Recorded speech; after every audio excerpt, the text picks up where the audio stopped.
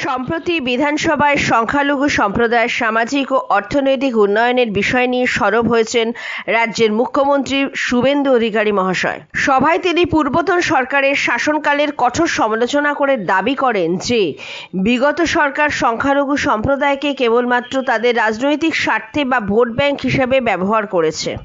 মাননীয় মুখ্যমন্ত্রী অভিযোগ করেন যে দীর্ঘ সময় ক্ষমতা থাকা সত্ত্বেও পূর্বতন সরকার সংখ্যালঘু অধ্যুষিত এলাকায় মানসম্মত শিক্ষা পরিকাঠামো গড়ে তুলতে ব্যর্থ হয়েছে।